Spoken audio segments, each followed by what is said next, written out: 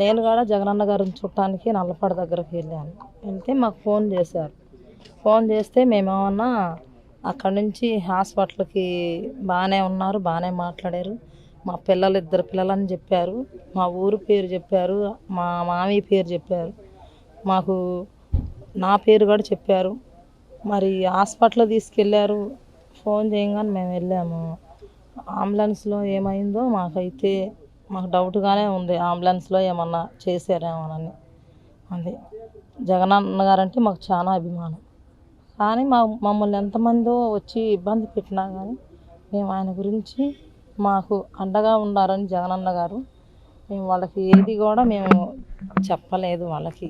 ఎందుకంటే మాకు సాయం చేసే నాయకుడు, మా అభిమానం ఉన్న నాయకుడు ఆయన. పోలీసులు వచ్చారు, వీడియోనే చూపించారు మాకు వాళ్ళు. మరి లోకేష్ గారు పంపించారు. మేము కూడా మీ ఎస్సీలమే అని చెప్పారు, మీ కులస్తులమే అన్నారు. వాళ్ళు వచ్చేలేకే నాకు అసలు భయం వేసి మేమైతే ఏం చెప్పలేదు.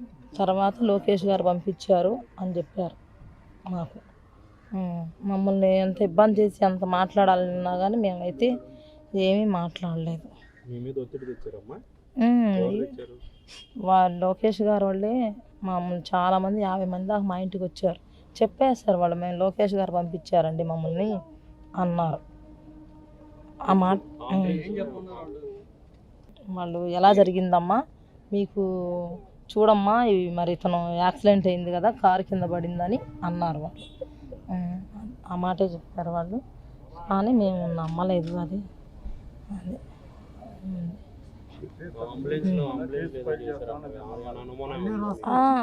అంబులెన్స్లో మరి బాగానే మాట్లాడాడండి. ఇన్ని మాట్లాడిన ఆయన మరి చిన్న దెబ్బలే తగిలినాయి చేతికి. ఇక్కడ తప్పనిచ్చి ఎక్కడా దెబ్బ తగలలేదు. మరి ఎక్కడా దెబ్బ తగలినప్పుడు అతను ఎందుకు చనిపోతాడు? చనిపోయే అవకాశం కూడా లేదు ఉంది. మరి ఒక్కరావు దెబ్బకే చనిపోడు, ఏదో అంబులెన్స్లో జరిగిందనే మాకు మరి జగనన్న గారు మా పార్టీ వాళ్ళు వచ్చి మిమ్మల్ని మేము తీసుకెళ్తాం, మా అతన్ని మా పార్టీ నాయకుడిని మేము తీసుకెళ్తాం మా ఆటోలో అన్నా కానీ వాళ్ళు అసలు ఒప్పుకోలేదంట. అంబులెన్స్ రావాలి, దానిలోనే ఎక్కించుకుంటాము అని చెప్పారు. మరి ఈలోపు ఆలస్యం అయ్యేలేకి ఇదయిందో మరి ఎట్లన్నా కానీ అంబులెన్స్లోనే ఇదయిందండి.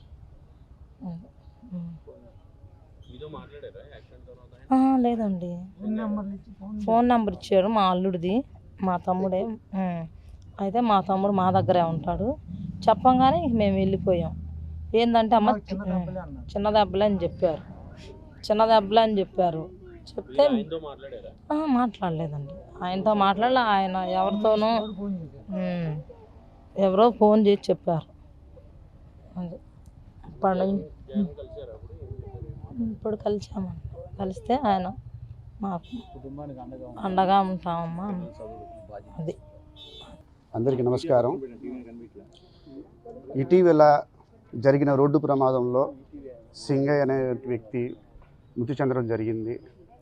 ఈ విషయం ఆంధ్రప్రదేశ్ మొత్తం అందరికీ తెలిసిన విషయమే.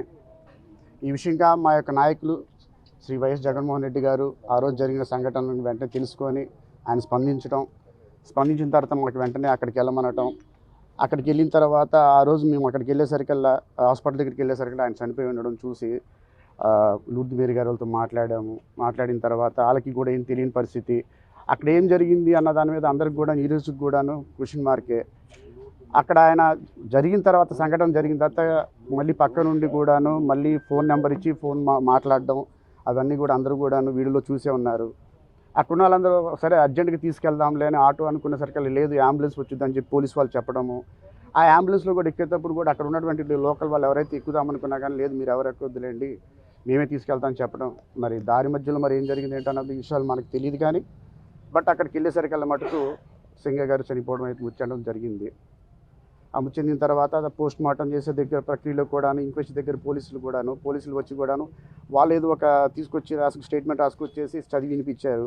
అదేదో వైఎస్ఆర్సీపీ నాయకులు వెళ్ళి చేశారని చెప్పేసి చెప్పడం అనేది రాస్తే లూర్ది మేరీ గారు అది ఒప్పుకోలేదు. మమ్మల్ని ఎవరు పిలవలేదండి, మేము ఒక్కళ్ళే మాకు చెప్పారు జగన్ గారు వస్తున్నారని తెలిసింది, మా ఆయన గారు అక్కడికి వెళ్ళారు అంతే తప్ప మమ్మల్ని ఎవరు పిలవలేదని చెప్పడం జరిగింది. పోలీసు వాళ్ళు ఎందుకు ఇది రాశారు, మీరు వాళ్ళకి స్టేట్మెంట్ ఎందుకు ఇస్తున్నారంటే మాకు పైనుంచి వచ్చిన ఆర్డర్స్ అని చెప్పేసి చెప్పడం జరిగింది ఆ రోజు.